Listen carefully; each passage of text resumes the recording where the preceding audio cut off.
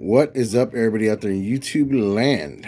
Back again, one more Mendoza craft leather. Did a crumrine. We'll go through it left to right real quick. I've read the book. I'm sure a lot of people have read the book, guys, on how the original one was made. Even though we still have a book on it, there's a lot of debate about who did what, how they exactly did it. You know, it's there's still mystery even after there's tons of info on this. But here we go. I try to do this as best as I can. My interpretation of it. So here we go.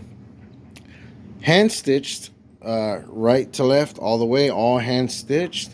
I'm learning to make longer strides without stopping because, man, when you hand stitch, it takes a lot of thread for both needles to go in and out by hand, and it's hard to guess how much you need.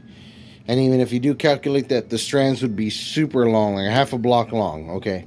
But anyways, the color, I think I did a pretty good job on that, matching it up. I did use 2 pieces of veg tan, the type of leather that is that it takes for this to be made, because the original one was made like that. Now, the original one wasn't hand stitched. The original one is run through a machine. How do I know this? Because of just looking at the old belt, and from my experiences of stitching on a machine, I can see the traces left behind of a walking foot machine. That's what we call it. The type of machines needed to stitch this. So it was a lot easier to get it through a machine because the plates had screws exposed in the back, so we were able to do the whole strap first, color, burnish, everything, and then the last thing you had to do was just stitch, and then you could mount the plates, which made it super safe to do all those procedures.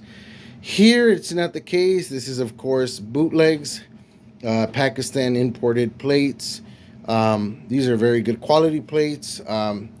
Everything is hand carved on them.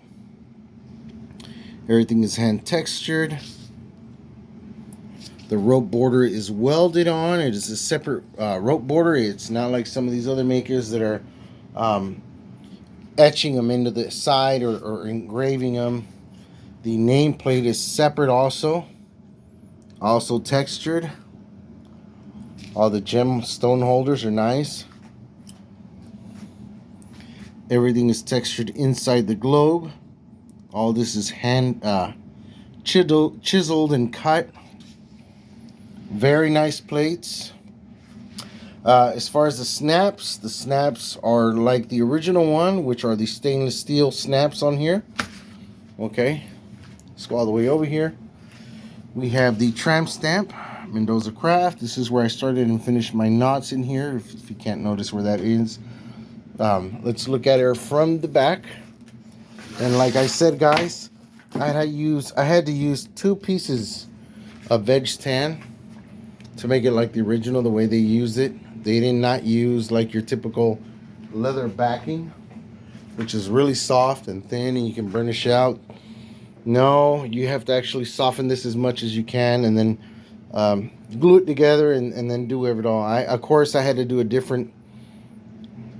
use a different tactic to getting this done because the screws are not exposed on these plates. So it was a really tough time trying to get the veg tan to soften enough to be able to use as backing, and also the right gauge for it to double up and be the right thickness for the strap also. This one was a challenge for me,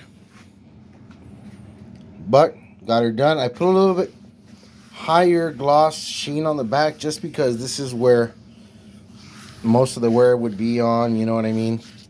But other than that, it came out pretty nice, I think.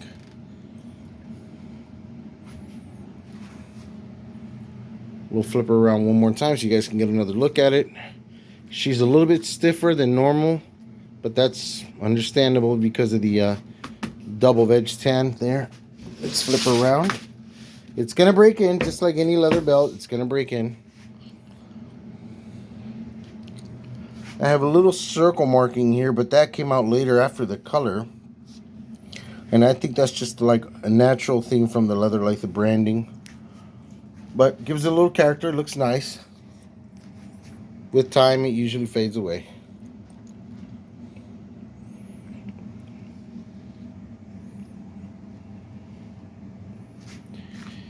And here it is, guys. Crumrine time, right? Let's see.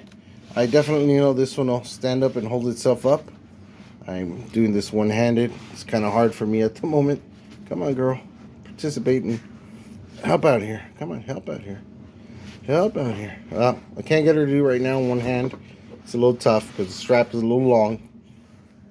Why is this guy? For some reason. But let me do it like this, guys. I hate doing this. I don't want to put the camera down, so I'll just close the belt straps in the back a little bit just to help it stand up. There we go. And there she is. Look at that, guys. Looks pretty damn good.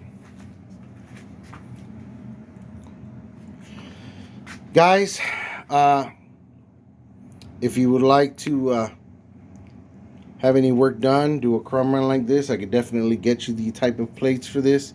I can make the leather for you and all. We can play with the colors if you like, different color tones and styles and backings. I can have this where the back bolts are exposed, so it's exactly like the crumrine.